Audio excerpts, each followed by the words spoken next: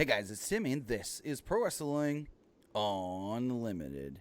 I don't know why the intro didn't play, but hey, we're live. What's going on, everybody? Did they just hear me rip a fat burp? That they did. I counted you in. No, you didn't. You did not count me in. I said 3, 2, 1. You were You typing did. away, so you probably didn't hear me. You did count me in, actually. Hey guys, how's it going? Thanks for tuning in. Tim had to put the little ones to bed. Bedski. To bed ski. I miss being put to bed. And now I stay up until like 4:30 in the morning every night. I really don't. I just kind of like wrangle them in like cattle. It's like, go in your room, go to sleep. It's bedtime. Just stay there. Just stay. Don't move. That doesn't work. Now I made a discovery today, and if you follow me on Twitter at ArmWeek21 is my Twitter, I made a discovery that I feel like it's illegal. It was illegal for this to exist. Was I just supposed to find out on my own? If you're bored, if you have nothing to do, you're a high school graduate, maybe you're on your summer vacation, and you think, man, I could really go for some wrestling, but WWE just isn't doing it. I've already seen Double or Nothing. I don't really watch Impact. What else could I watch? Well, let me fucking tell you something. You go and you turn on some goddamn CHW backyard wrestling, baby. The world of backyard wrestling is fucking insane. Link it in the chat. I'm not gonna link it. They don't need that much credit. If they ever choose to work with us, maybe we will think about something. I am invested in their division, in their championships, everything. I love it all. I love it all. And I think backyard wrestling is fantastic. It's very silly. It's exactly what wrestling should be. Silly, stupid, and like the wrestling moves are subpar. It's everything that you want Monday Night Raw to be. Oh, Lord. Oscar Strange Rodriguez, yes, we did, and we will definitely be talking about that today, referring to the Jericho podcast with one Jonathan Moxley. Oh, Jon Mox. Nah, Slim Roberto, no. Fuck Grim Toy Show. That guy sucks. I fucking hate him. Don't check him out. Check out GHW. Now that goes hard, in my opinion. We do have some other stuff to talk about today. We're going to be talking about kind of just Las Vegas in general. Tim and I haven't had the time to like sit down and both talk with each other about the experience. The experience in Vegas, which was a lot of fun. And then to wrap it all up at the end of the show, we have some of our NXT, what is it, TakeOver 25? 25. Oh, it came up really quick. NXT TakeOver 25 predictions. We're going to be laying those down. I'm very excited for that card. So let's get right into the show and let's talk Vegas, man. Let's talk shop about Vegas. So I showed up Thursday night. What's so funny? I was just thinking everything that happened that day. Oh, with you thinking your train ride or bus ride here was 2 hours later than it was and you missed it? Yeah, so I thought my train left at 9:25. Turns out it left at 7:25, and I woke up at 7:20. So I was like, great, I missed it, and I had to immediately like emergency buy a flight, which was insane. You got there Thursday night. Got there Thursday night. Had to leave after the kids got home from school and everything because I had to pick them up. And I got there around 10-ish, right around the time the Frankie Kazarian, I guess you could say, jam, what do they call it, the jam session started. It was kind of like the first big party of the weekend. They had done a couple Starrcast events, that day and stuff. But that was the first, like, let's kick this off kind of experience. Jeff Guevara, yes, we did do a vlog. I've been editing it over the last couple of days. I think I'm maybe halfway through it now. As far as the editing part, still got to get the music to add to it and this and that. So it's coming along. We'll probably have it out by the weekend, maybe. Hopefully. Woo! But so I got there Saturday. No, not Saturday. I got there Thursday. Yeah. And I check into the hotel and everything, and I'm like, well, where's this Frankie Kazarian stuff going on? Because Starrcast had two different locations. They had Caesar's Palace, where the main stuff was. But what was cool is they also had stuff at the Tuscany Hotel, but it was free to the public. You didn't have to pay to get in like you did at the other Starrcast location. And so I'm like, you know what? it says it's a 10-minute walk. I'm not even going to waste the gas. I'm going to walk over there. So I walked over there. Place was, I wouldn't say packed. There was a lot of people there in this one little room. Bunch of wrestlers hanging around. First thing I see when I walk into the fucking hotel is the Young Bucks and Jericho laughing, giggling, having a conversation, a best friends type of conversation. I'm like, wait, you're the baby faces and he's the heel. You're killing kayfabe. Anyways, so I couldn't find the actual room where they were doing things at first, so I had to like walk all around the hotel. Finally found it, and it was pretty cool. They were doing a lot of like 80s hair metal music. That's probably my least favorite genre of music. With Frankie Kazarian playing on the bass, and then he had a band or whatever. And there was all these different wrestlers walking around. Joey Janela was there. He was hanging out with Marco Stunt. All of SCU were there, of course. The Young Bucks were there. Jericho, like I stated. Godfather was there, taking pictures with fans and whatnot. What a cool guy. And then they bring up Papa Buck, because, Papa Buck's got to jam out with them. Papa Buck brings up the Young Bucks. They sing their theme song and some other songs that were written for them, inspired by them and whatnot. They brought up Joey Ryan to sing with them. They brought up Masa to sing with them. So that was pretty cool. What did Joey Ryan sing? It was Pina Colada? It was one of their deals where it was like, I don't know the words, but it was when they go, I don't even know the words to it. Hold on. I got the song right here. I'll play a little bit of it off of my phone. That's going to sound awful. Don't play it off your phone. Let's do it for a second. It's going to sound stinker. It's going to be fine, because I don't know how the song actually goes. Yes, Masa was there. Yeah, Masa. If you go on our Twitter, you could see when they pull Masa up on the stage.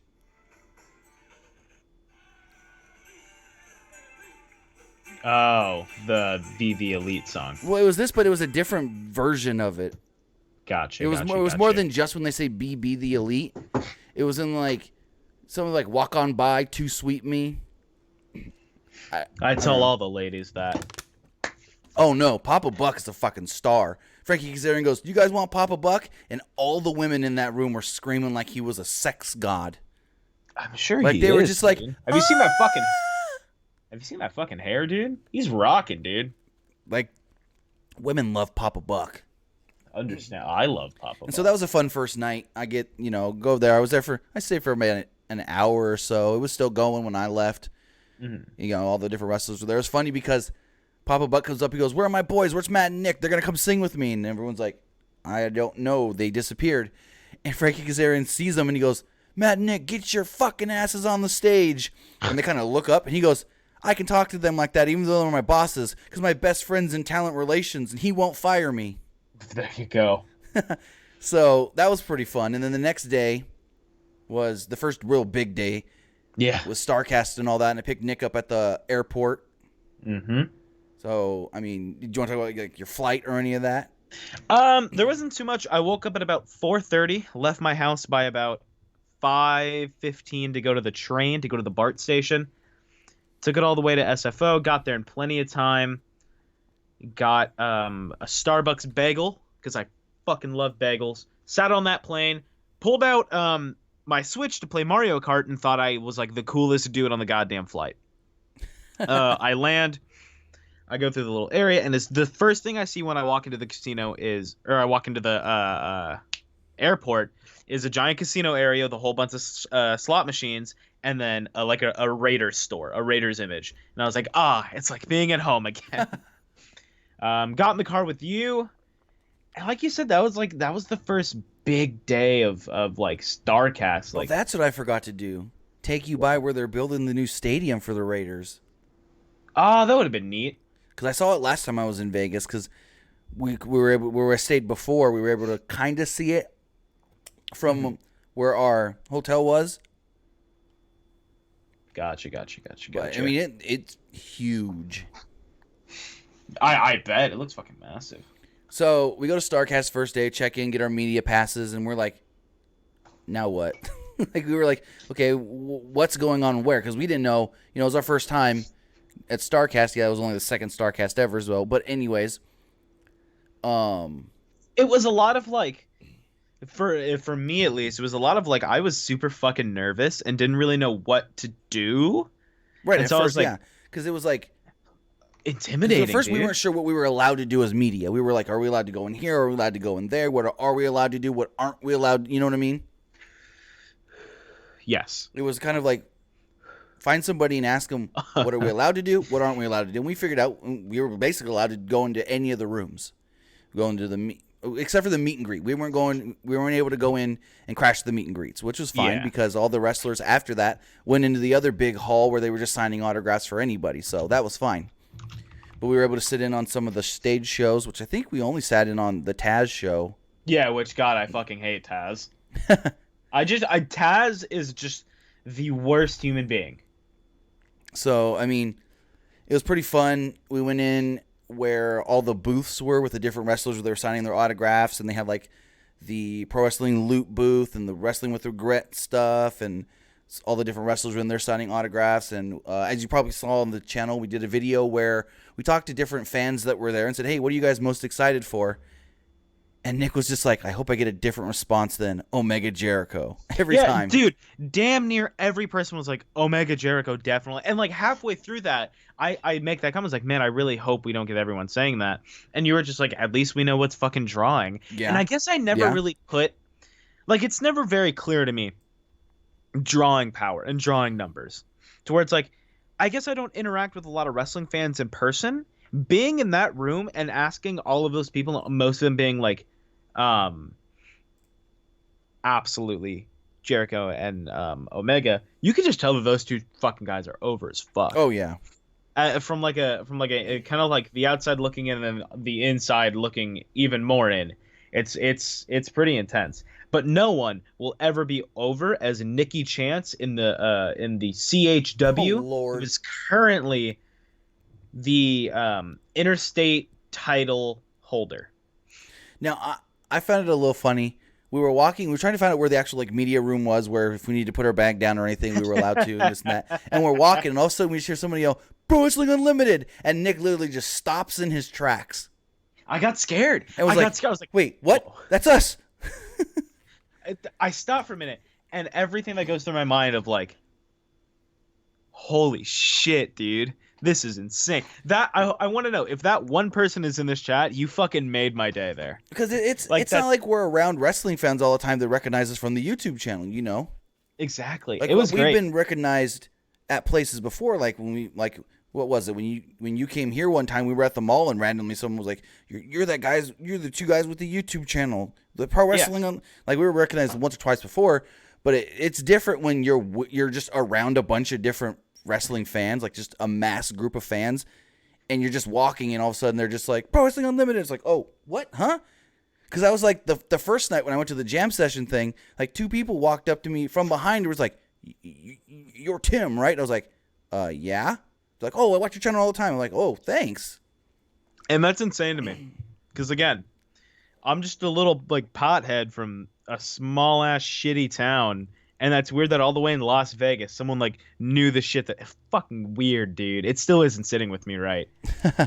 It's so crazy. So, I mean, the first day was really cool. We did all the stuff at the Caesar's Palace after finding out how to get to Caesar's Palace. Yeah, which was an adventure. Trust me.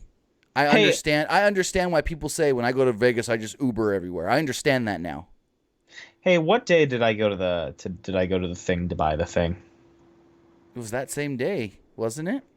Was it Friday? Because you wanted it before the Ron Funches X-Pac deal. I got it Saturday then. Did you?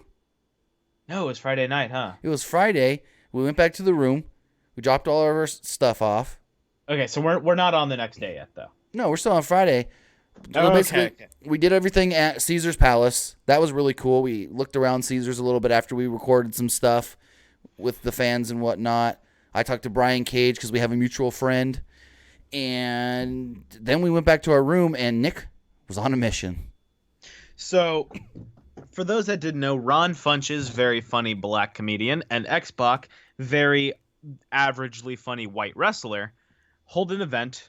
They actually have a show called Get High and Watch Wrestling, where, believe it or not, all you do, and this might be shocking, is get high and watch Botchamania. And before the show even starts, Ron tweets,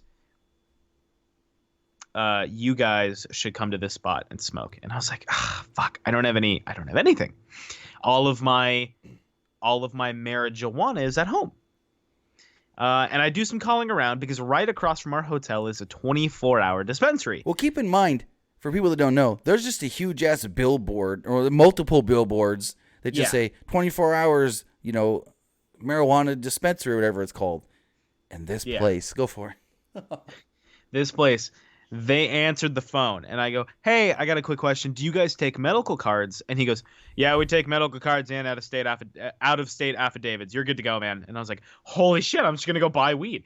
I walked in. I got myself a nice little disposable pen and some gummies. No. Don't even gloss over having to fucking... It's like... I guess this is so common to me that this is how that interaction usually goes. So we go into this place, and first off, Nick's got his damn card on his phone, so they're like, oh, we need an actual copy of it. So we have to go back to the hotel and print it out and whatever. So we get there, and they're like, okay, we need your IDs and this and that. And then, like, you can have a seat and wait to be called. And I'm like, what the fuck? Are we at the doctor's office?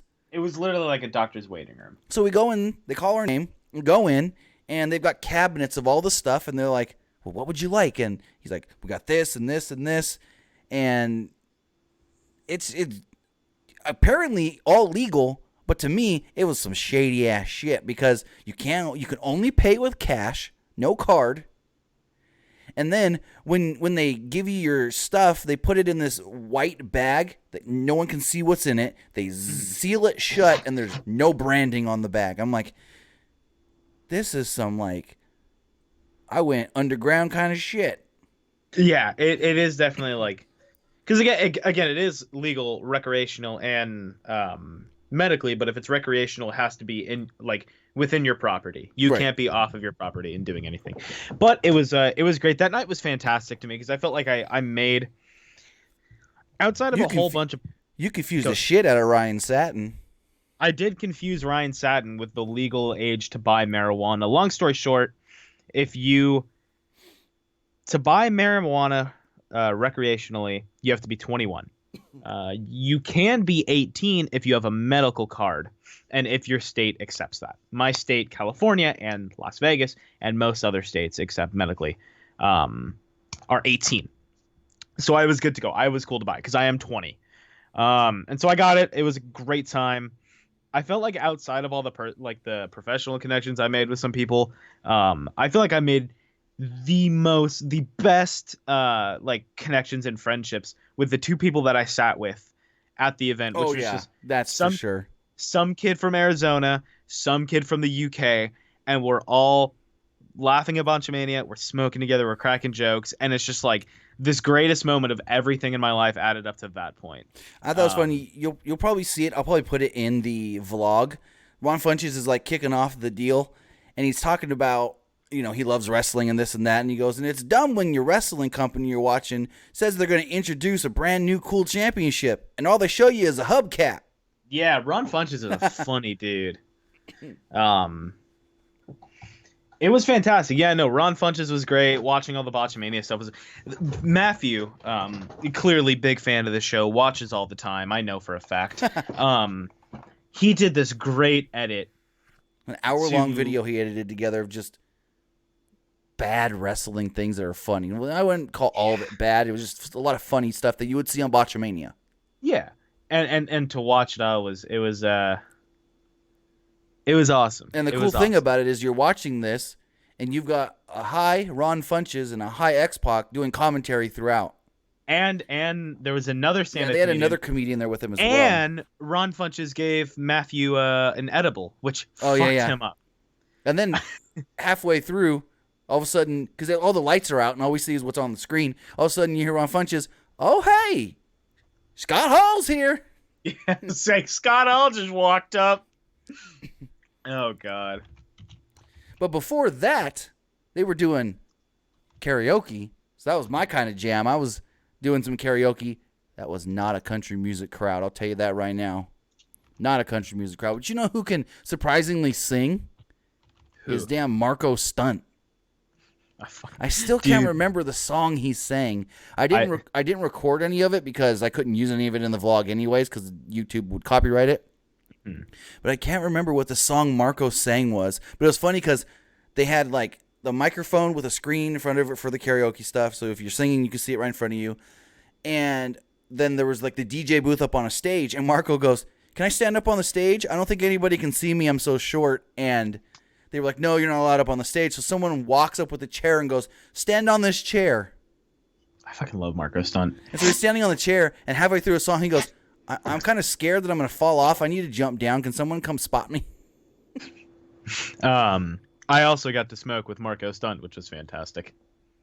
It was funny, though, because Ron Funches had to put out the PSA that, hey, we're not allowed to smoke inside the hotel, but come meet me right over here outside the hotel. And he puts up a video on his Twitter, and then he takes it down.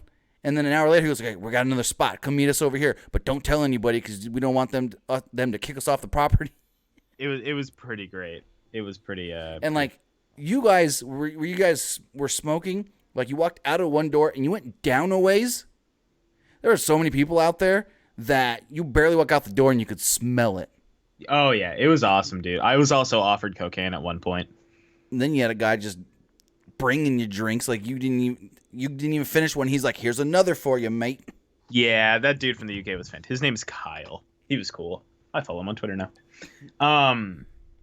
So that was a great night. Hey, David Price. Country music is the best music. Daniel Price. My bad. I don't know why I read it as David. It's my dyslexia kicking in. Pitcher for the Red Sox. Anyways, but so yeah, Friday night was fun. We did the whole thing and here's the other kicker with it. They tell you get high and watch wrestling, and that's at midnight. Oh, so yeah, we didn't leave. They have you doing that at night when everyone's tired, so it's like, whew. And for the person I didn't see it who asked in the chat, no, I did not smoke or take anything. Nah, he didn't. I tried to get him to, trust me. And so Saturday, which was the big day, Double or Nothing. Nick didn't go to Double or Nothing. I went to Double or Nothing, though, and it was a bitch to get there because the GPS says, 6-minute drive. I'm like, oh, cool. Not far at all. As I get literally to where I'm supposed to park, the cops block it off. And they're like, "Sorry, sir, you need to turn around." Looked like there may have been an accident or something. So I have to turn around, and I'm literally, my GPS says was 1 minute away. Turn around. I have to go all the way around the whole MGM Grand on freaking Las Vegas Boulevard. Extra 30-minute drive. I was like, what is this crap? God, that's intense. And then wasn't the way to get in intense? Like it wasn't made clear where media check-in was once you got out of the what's it called? The parking garage. Right. Because I was like, because it was weird because we were told one thing via email, and then we got another email saying that it was at the old box office. So I asked somebody, like, "Where's the old box office at?" And they're like, "Oh, it's right over here." Nobody was there. So it was actually in the original place at the front door of the building. So they didn't bother to send another email saying, "Hey, it's at the original pickup place." So that was fine. So I go in there, walking all over, finally find it, get my ticket, go in, and they're like, "Oh, your media here." And they gave us everybody that was media actually got a copy of Cody's children's book. So I got to bring that home for the kids, which they liked. They liked it? Yeah, they liked they have the Young Bucks book too, and they liked that. So Double or Nothing was really fun. They had all the media people sitting together. And who'd you sit next to? Well, AJ, the little kid AJ Awesome was next to me on one side. Nice. And then the guys from Busted Open Radio were sitting in front of me. Sean Ross Sapp and Ryan Satin were a couple seats down and like a little in front, and then Chris Van Fleet was on the other side of me. And Ryan Satin doesn't look like the way he does on Twitter. What do you mean? Like his voice just doesn't match his face, in my opinion. There's a lot of people like that, though. Yeah, I can give it that. It definitely threw me off and kept me interested in a conversation with him. So, So, Double or Nothing was really cool. If you guys watched it on TV or not, and you already know most of my impressions based off of the review I did on Sunday night after I did come home. But I never got the chance to kind of run down my thoughts on it, if you don't mind. Go for it. Man, wrestling's fucking awesome, dude. Wrestling's so cool. I love that show, man. I was skeptical. I was going in almost not really rooting for them, but rooting against them, hoping it was going to be a bust. And it surprised me. And God, I fucking loved every minute of it, dude. I mean, all the matches were fantastic. Even like some of the ones where I wasn't super, I wasn't very aware of who some of the wrestlers were, like the Joshi matches. Didn't know who a lot of those Japanese women are. I knew one of them, kind of, and I was still invested in that match. And I think it gave me very early, like, with the camera cuts and everything, it felt very WCW, like prime, like 98 WCW. Early on, I did get some WWF camera cut feels because early in like the Battle Royal, there was a lot of cuts. But I mean, it was a Battle Royal, so they were trying to get as much as they could at right. And again, not to say the show was perfect and phenomenal. There definitely were its flaws, but excuse me, all of those can be looked over just by how fun it made me feel. Yeah. I was having a great time watching. I was invested. I was excited. I think, what was I going to say? Oh, God, who was it that I didn't like? Whose spot did I not like? Oh, Cody putting the sledgehammer to Triple H's chair. Yeah, that was kind of... he said it came to him in a dream.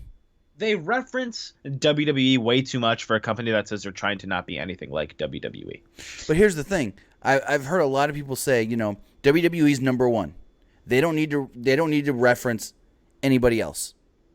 But as the number two promotion, you need to acknowledge, apparently this is what people say, you need to acknowledge who's number one so you know who you're striving to either be equals with or even one day surpass. So people know that, we're just not content being number two. We know who the big dog is. And Eric Bischoff did that with WCW. He would always, make references to WWE. Sometimes on the air before WWE would go live, he would basically say, hey, WWE's got this match already pre-taped. Don't watch their show, What a dick move. He remember when he said, Mick Foley tonight wins their world title. That'll put butts in the seats. Yeah, I do remember that actually. Huh. Yeah, it was good. I thought AEW was it was fantastic. It was a lot of fun. It was just it made me feel very early on how I don't remember what pay-per-view it was. It might have been Mania, where it's like all the titles changed hands. Everything was refreshing. Mm-hmm. And it was just like it was it was new. And then they fucked us hard. But then All Elite was like, dude, I'll unfuck you. Let's do this right. Now, here's the thing, though. I'm not trying to bash on anybody, but it was only the first show. We have to see how they continue going forward, though. Because, they can put on an amazing first show and maybe even an amazing second show next month. But can they stay consistent? Cody did state after the show, when we did the media scrum in the back, he stated that they have roughly 6 months of storylines planned out to where if nothing goes against, plans, they already know what they want to do for the next 6 months, basically leading up to, television and so forth. It's going to be interesting, man. So, we go through the whole show, and they're like, all right, media members, follow that guy over there. And we're like, what? And they're like, taking you to the back for the interviews. And so we go back into the back, and all the media people are back there with their cameras and their cell phones out, or ready to record. And we walk in, and Mark Henry's chilling in a chair. And somebody, I can't remember who it was. It may have been Sean. He goes, oh, damn, Mark Henry chilling backstage at an AEW show. Don't tweet that out and get WWE mad. I doubt they'd care. Mark was working as the media. Mark was actually there as press. I like that. I think that's awesome. So it was very cool that, they just say, Okay, this half of you go to this side of the room. We'll bring wrestlers over. This half go to this side of the room. We'll bring wrestlers to you. So we got to talk with Britt Baker, Nyla Rose. Unfortunately, the Nyla Rose audio, because she was talking so softly, I can't really use it because you can barely hear her. F in the can we get some Fs in the chat for Nyla's audio? I mean, it's not her fault or anything. I know. I'm just saying. And so then it was funny when Cody went up and talked. We put that one up there. The Young Bucks, we put that up there. Britt Baker. There was a Ty Dillinger one, or my bad, Sean Spears.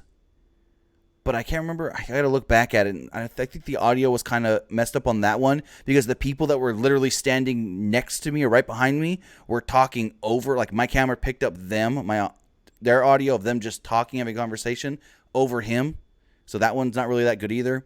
The funny part, though, was so the AJ Awesome kid was back there working his press, and everyone was letting him ask the questions, some of the questions to the wrestlers and whatnot. And he's standing right in the front, and Jericho goes to say something. He goes, "Hold on, let me cover his ears really fast." So he covers this kid's ear so he can drop an F-bomb. It's fantastic. Jericho is so fucking great, man. Everything about Jericho I love. And everyone's probably already seen the clip with Mark Henry asking Cody the question about, race and equality and all that.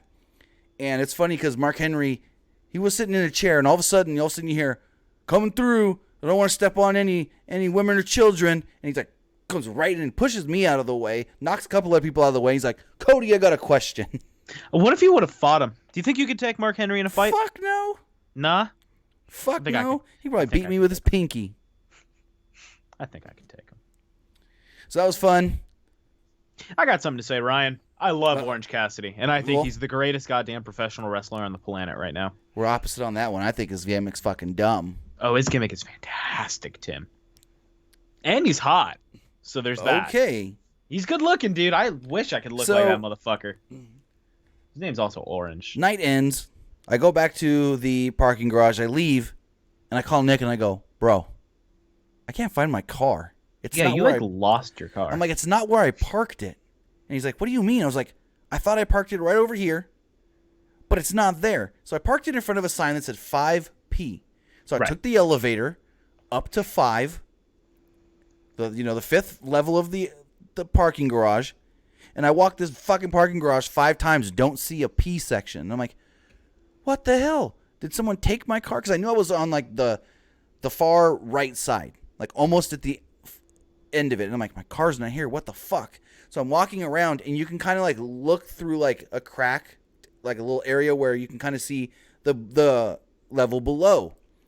And I'm like looking around, and I see on the 4th level signs that still say 5. I'm like, what is 5 on the 4th level? So I literally go down. There's my car. Don't put a fucking sign that says level 5 on the 4th level. I get what it is. Don't yell at us. Yell at the MGM, dude. I get what it is. It's right when you take how, you go up, like it crisscrosses and the ramps go up or down. Mm-hmm. It's right when the ramp goes up. So it's technically still down there level with 4, but technically it's 5 because you're just ascending up to 5. F in the fucking chat, dude. I'm sorry. You found your car, though, which is nice. Fucking half hour later, walked the whole damn 5th floor 5 times. Got to work out in a damn blister on my foot from it because my shoes. Anyways. So, yeah. Sunday was basically... Leave.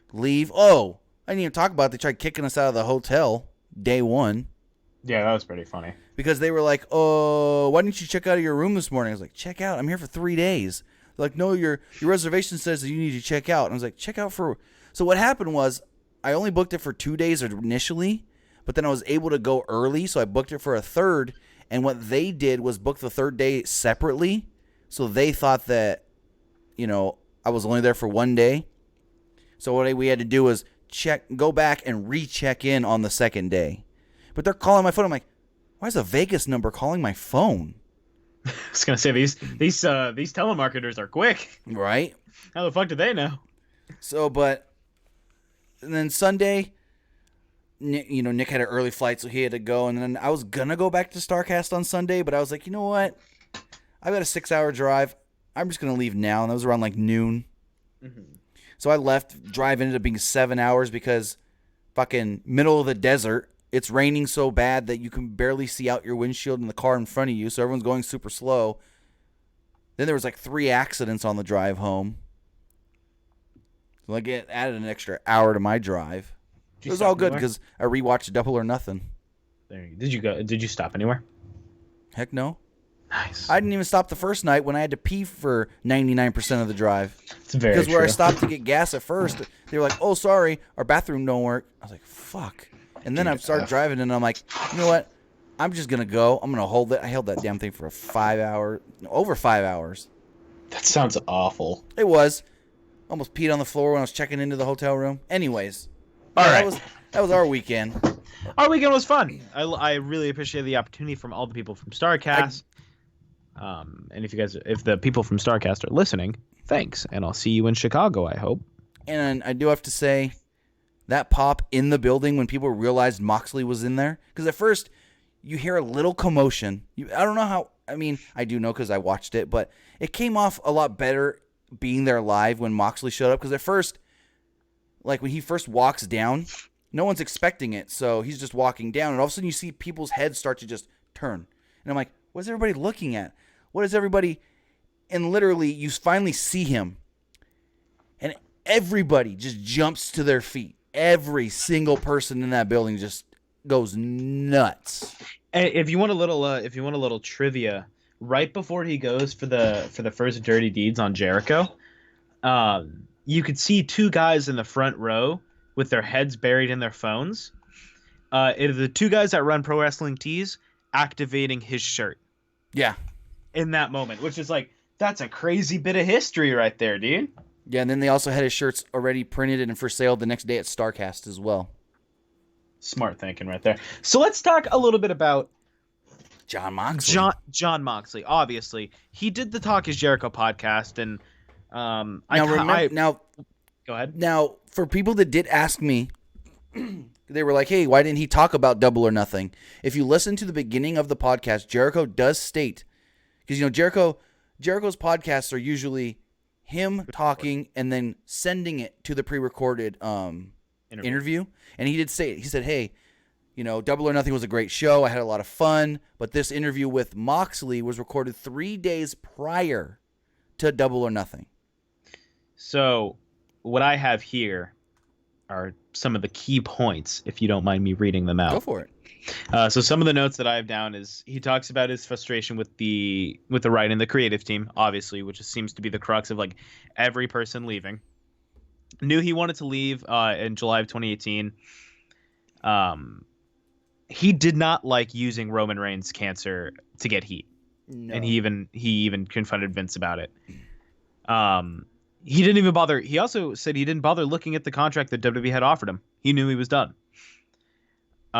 He tried to say that Vince came up to him to say another remark about Reigns that was like super fucking distasteful, and Moxley said that it would have probably lost them sponsors. And Tim, you know what that quote is, right? It was something. He's like, I won't even say the exact. He literally said, I won't even say the exact quote here on this podcast because it was that bad. But it was something about Reigns' leukemia sending him to live with the good Lord above, or something along those lines. One of the big ones that a lot of people, when this was first announced, a lot of people were skeptical about it. And he said he felt like the Nia Jax angle was just to embarrass him because it was minutes after he told them that he was not going to resign, he was going to leave. Well, minutes. He said that he told Vince, "You're going to bury me on the way out," or he said something along those lines to Vince. And Vince is like, "Oh no, we wouldn't do that to you." So he felt that the whole Nia thing was, "Oh, they're going to bury me." He says that most of the reason they played up Dean not coming back was so Vince could control the story of him leaving. Yeah, so the dirt sheets couldn't say it one way. And him and Jericho both said that it was the weirdest thing that they'd ever seen when WWE put out that press release stating that Dean Ambrose is going to leave in April when his contract does expire. Like, they were both shocked by that because WWE's never done something like that before. A couple other things that stood out was Moxley spent $8,000 on that video. Yeah, the one that went live as soon as he was free. Yep, and then This one was the biggest one to me, and it really stood out. Well, hold on. Before you say that, if people didn't hear the podcast, he actually filmed that video back in February, 2 months before he was even a free agent. So he said that he was filming it with a wrestler named Sick Nick Mondo. If you've heard of him, cool. If you haven't, look him up. He's pretty cool. Nice, he's great, hardcore actually. wrestler. And Vince called him about something, and he goes, "Sorry, I can't talk right now. I'm shooting a movie or something." He basically made Vince think that he was working on a movie, not filming this video to say, "Hey, I'm a free agent." Which he stated that him and Mondo may be actually working on turning that 2-minute video into an actual movie. I'd like that. I'd like to see that. And the final thing that stood out to me the most, he was paid $500 for that Shield special on the network. So he says, but I don't know about that one because and he said that's $500 is what extras get for appearing on TV. And I don't know about that because it's like he was still under contract at that time technically, so wouldn't he still be getting paid his downside guarantee for the month? Unless it was that, it was a special, so they paid guys extra, and that's what he got extra. I don't know about that part, about the whole $500 thing. You know what I mean? I see your side, but I don't know. Take it for a second. Yeah, absolutely. So that Dean stuff is really interesting. Or I keep saying Dean. I'm sorry. That Moxley stuff is really super interesting because a lot of the reason, and I believe Simon Gotch took to Twitter and he said, Dean, or I keep saying Dean. John says all these things and he gets appraised, but when someone like Simon Grimm says it, he gets castorized for it and just as though you're being bitter. So it's interesting to keep seeing people's sides of the story come out as more and more begin to leave the company.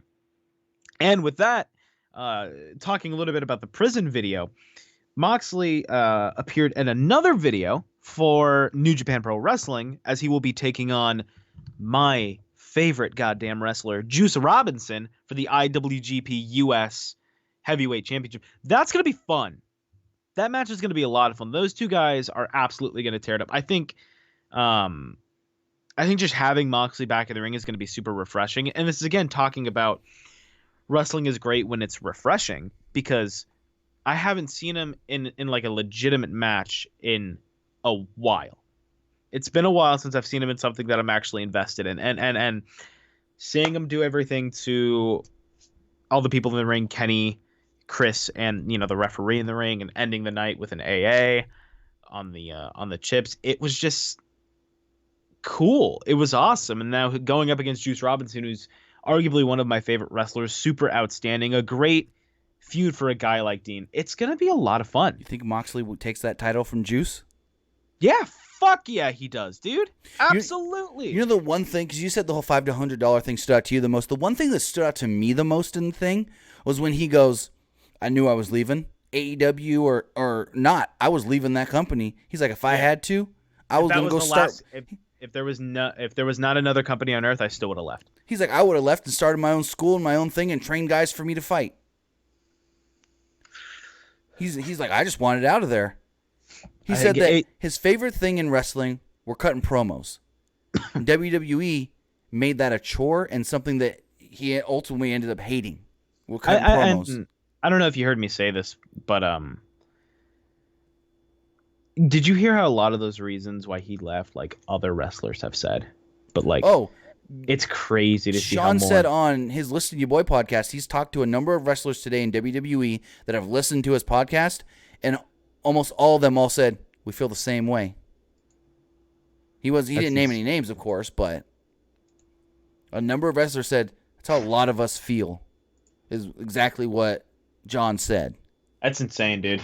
Yeah. That's insane. Yeah. So it'll be interesting. We do know that at Fyter Fest next month for AEW, he will be taking on Joey Janela. I assume. Well, actually, no, I don't know. Because I would think that those two guys, you put them in like a hardcore match. But they already have a hardcore match on the card with Jabali and Nakazawa. I still say you can do it with Dean and people will still be invested. I mean, yes, but at the same time, do you really want two hardcore matches on the same show? Sure. Because it's Dean. Or True. it's John. It's Dean Ambrose and Joey Janela, and that's what a lot of people associate with them is weapons and crazy matches. Because they don't even. I mean, in theory, you could call it and give it a completely different style of stipulation. Very true. You know what I mean? Like, it doesn't need to be your typical hardcore match. Right. So there's a lot going for that. But we just wanted to bring up all the stuff that happened with very with Jon interesting. Moxley that he talked.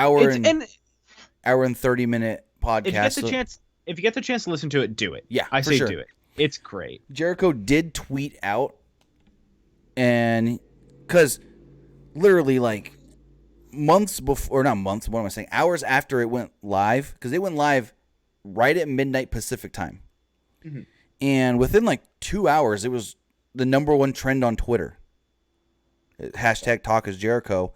And then Jericho also tweeted out stating, I can't find the tweet here now, but basically that it was less than 10 hours of being live, biggest episode they've ever had. He's a fucking draw, dude. So he's a draw, man. Yeah. Crazy. It's insane. Crazy the things that he said, though. Oh, yeah. And he was, and I did like his thing where he was like, it wasn't all bad in WWE. He's like, I kind of learned to grow up while I was there. He's like, I joined the company 8 years ago as a boy, and I left as a man. He's like, and I really loved all the Make-A-Wish stuff that I got to do. And he's like, if there's only one thing that I take away from my time in WWE, he's like, I met my best friend, my wife. Aww. He was like, if there's one thing that I take away from that as a positive, is that I met my wife, my best friend. So that's adorable. So it was just interesting to hear. And he did go into it. First thing he's like, I'm not burying the company, but there's things that need to be said. Yeah. And I feel like these are things that, like, again, a lot of these things aren't said to bury. It's said to be like, you guys need to wake up and realize this and fix this. Right. WWE can easily be on top and can easily beat AEW if they fucking tried. I mean, he even said it, though. He feels like, because he was like talking about the differences between Vince McMahon and Tony Khan. He was like, Tony Khan, he's a pro wrestling fan. You can go and talk to him about any kind of pro wrestling. Vince just likes sports entertainment. He also said that he thinks Vince is burnt out from doing this 7 days a week for 40 years. Wouldn't you? Probably. Most likely. Wouldn't you? I get burnt out of my retail job. I've been at that thing for 6 months, dude. Yeah, I mean, he's like, honestly, you can look at it and see that Vince is probably burnt out of this for doing it for 40 years. But he did say, he basically said at one point, Vince is to blame for the shitty TV because writers will write one thing, it gets to Vince, and then, oh, hey, yeah, this is what Vince wrote for you. It's not like, oh, yeah, Vince approved what we wrote. No, it got to Vince. Vince rewrote it. Here's what Vince wants you to say. I mean, there was one time when a script came back to him, and it was literally, it said, notes from VKM. Read the script verbatim. Ugh. Good Lord. Very crazy stuff.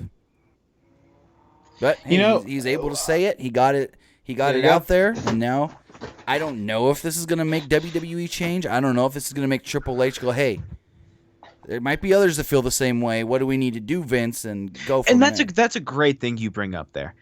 What the fuck? If this isn't the straw that fucks the camel's back, what is? Exactly. At what point do they not put fucking Baron Corbin for the goddamn title?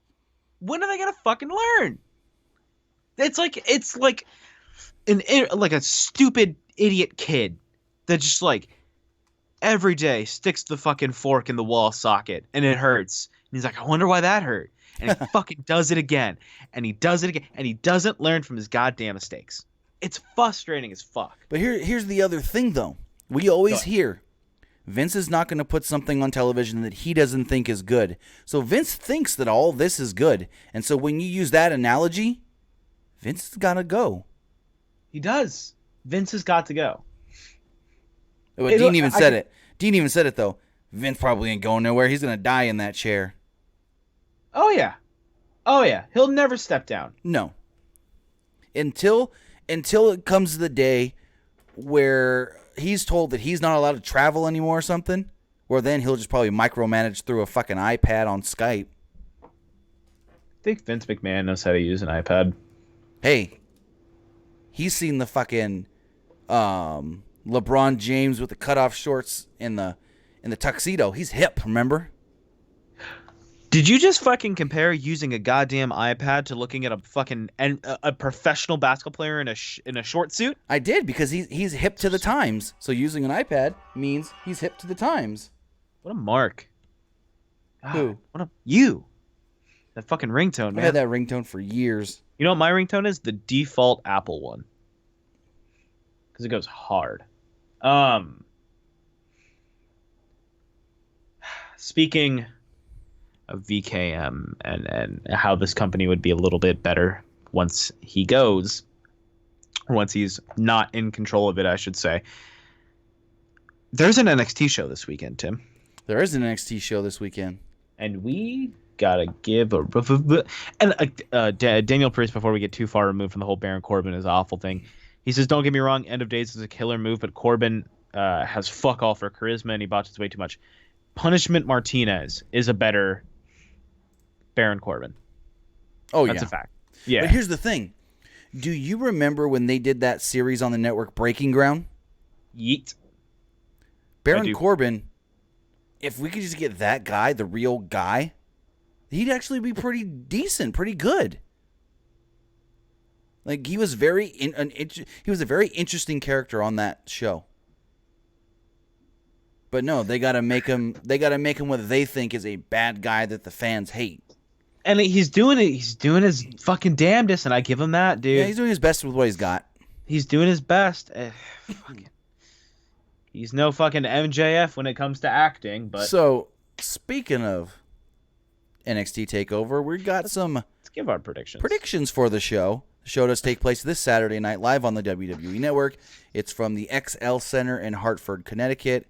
It was originally supposed to be in San Jose, California, but Triple H did say that there were some conflicts with scheduling and all that, and he's like, it would have been cool to get it in San Jose because that was technically where the first NXT Road show was, but he also thinks it's cool getting it in Connecticut because that's basically WWE's backyard.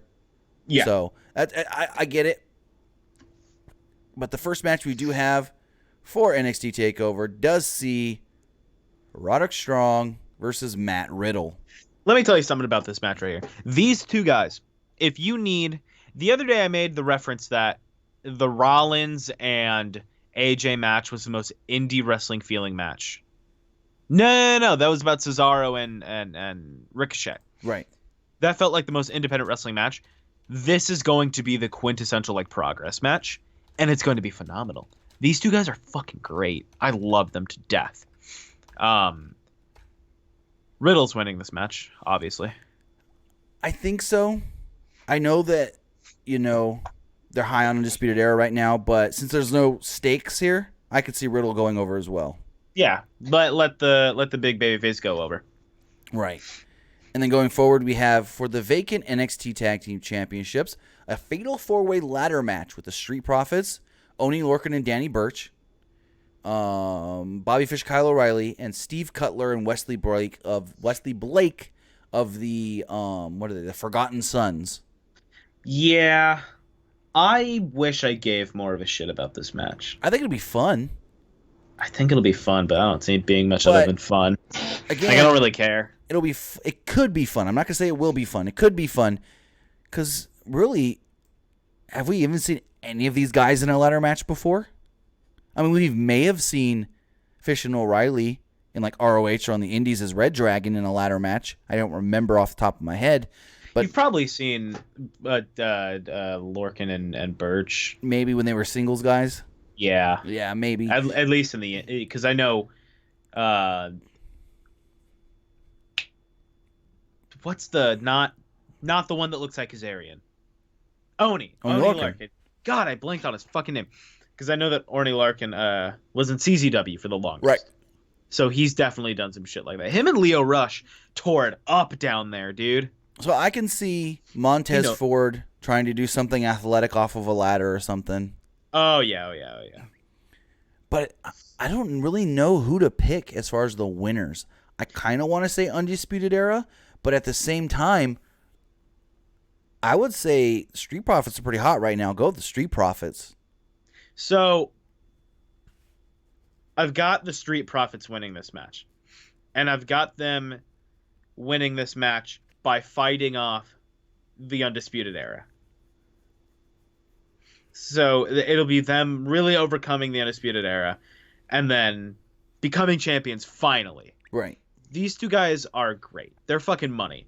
They're they're really good. You'd want. They're fantastic. They're charismatic. They're everything that the New Day is, but in NXT and in their own way. They're not just a rehash. They're their own. They're character. They're the New Day for adults. Yeah, I guess you could say that. Because they don't play to the children throwing the pancakes and all that. Yeah, they're more for the adults with their solo cups and hey, let's all party and drink.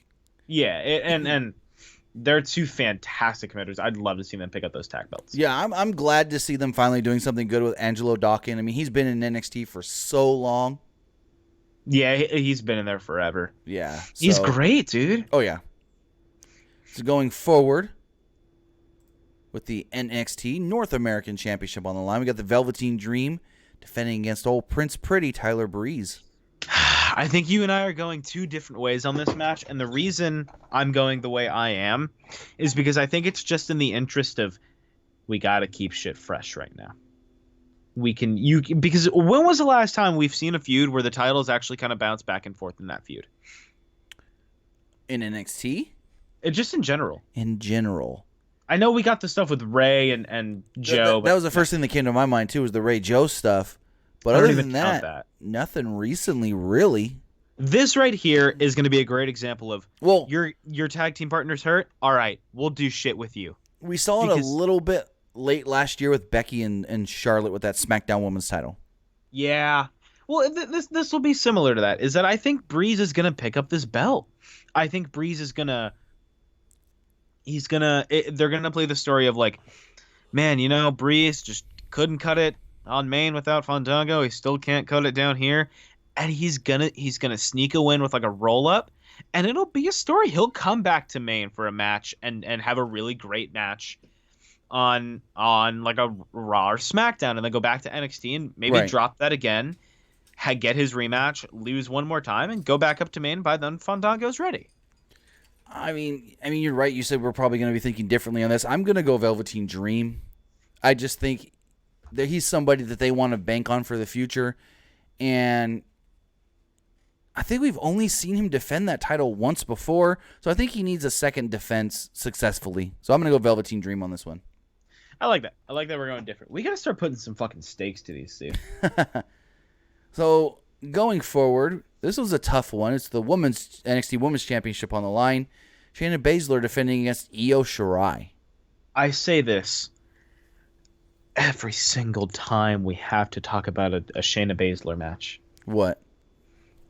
There's not much else they could do with her now, right? We say that every time. Oh, she's going to lose it and move up.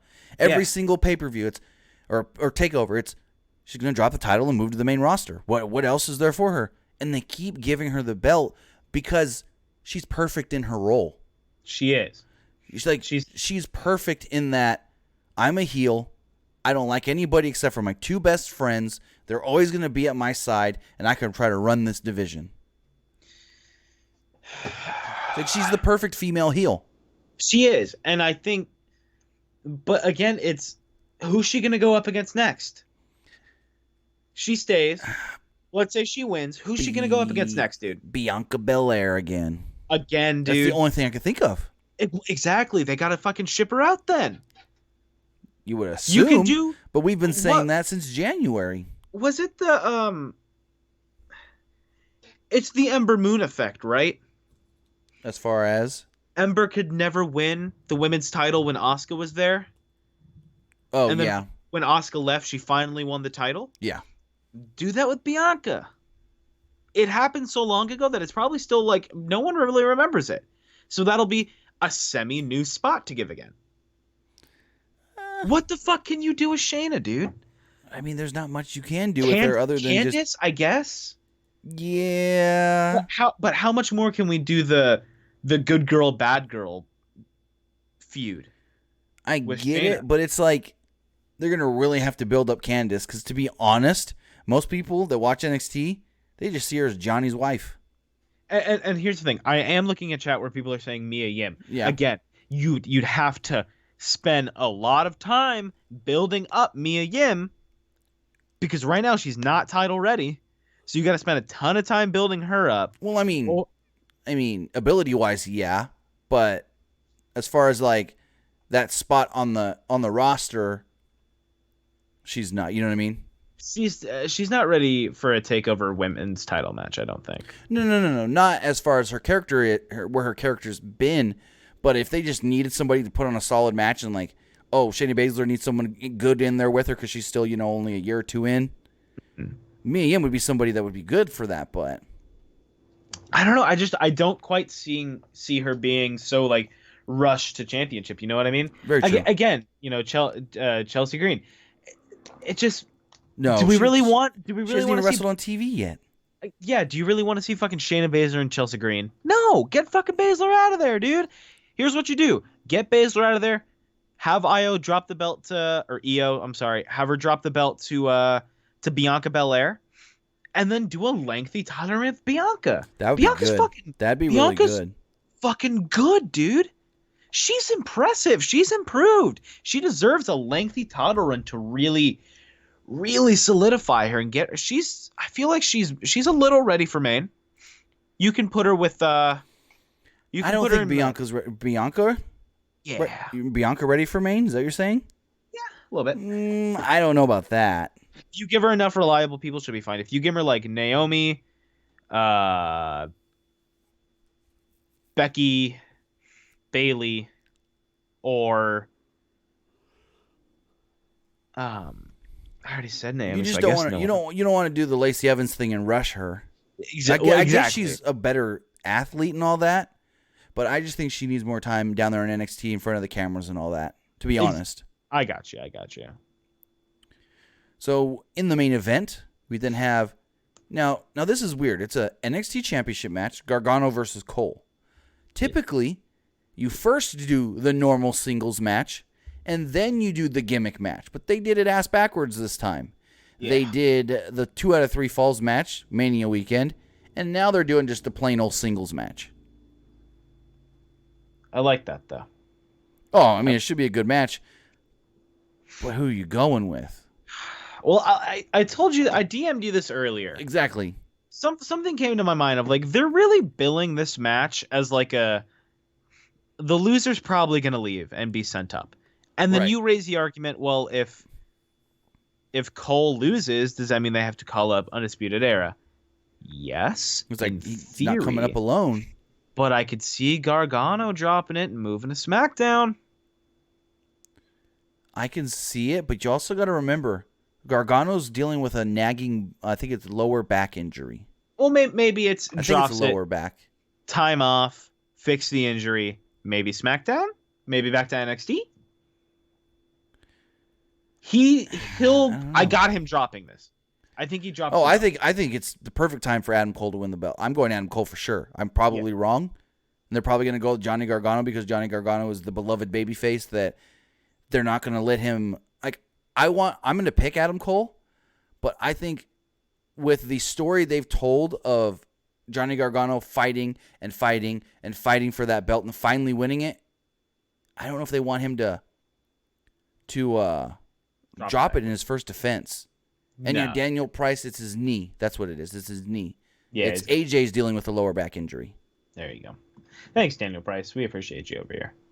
So it's like I almost don't see them taking the belt off of him in his first defense. But at the same time, there's no better time than now to put it on Adam Cole. Adam Cole's coming up on his 2-year anniversary in NXT. What better way to have him go into SummerSlam weekend as the champion on the 2-year anniversary of when he debuted? Exactly. Because I think it's here's the thing. He loses this weekend.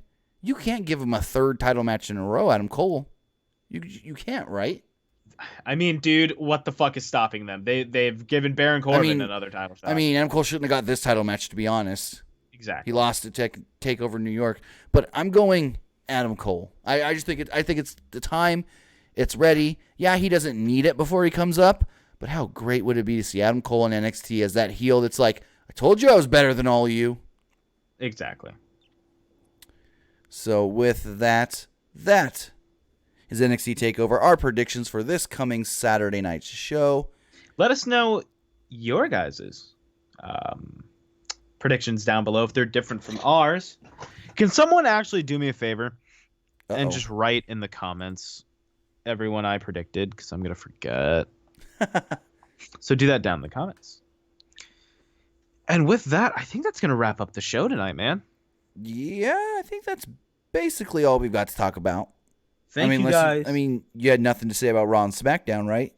I got nothing, man. Yeah, nothing about, especially that damn Raw that was such a bad show. Dog shit Raw. Well, thank you guys so much for tuning in. I've been Nick. You can follow me on Twitter, and let me tell you, I've been tweeting out some fucking bangers lately, so you should go give me a follow over at ArmWeek21 if you want some grade A fucking comedy. If you want some grade A fucking wrestling analysis, opinions, and news, let me tell you, you got to go ahead and follow at Pro Wrestling Unlimited on Twitter. No, it's at PW Unlimited. I'm sorry. PW Unlimited. God damn, I don't even know our fucking Twitter. Follow PW Unlimited. Facebook, facebook.com/Pro Wrestling ULTD. Of course, right here on the YouTube. You can also find us on many other podcast platforms. Apple, iTunes, Google Play, iHeartRadio, Stitcher, and more. Wherever you can listen to a podcast besides Spotify, which is unfortunate. Tim, where can they find you? You can find me at Timmy Buddy. And somebody actually asked me, why is your name on Twitter at Timmy Buddy? Because that's my actual legal name. That's fucking insane. That's so fucking yeehaw, dude. That's my name, Timmy Buddy. That's insane. Congratulations. I'm actually a junior. What a cool name. Name comes from Alabama. That's where my dad's father's side of the family's from. I'm not surprised. Trust me. Everybody, all my dad's siblings had Alabama names. What the fuck is an Alabama name, dude? Bobby Jean. All right, never mind. I didn't need to fucking ask. I don't know what I expected. Debbie but Jane. It wasn't. Timmy Buddy and Tommy Lee. Tommy Lee sounds like a shitty independent wrestler. Thank you, Big D Zone, for saying that we rock. You guys rock. Thank you for tuning in. And we'll see you next time, folks. Bye-bye. Call your mom. She probably misses you. Probably not. Oh, you fucking asshole.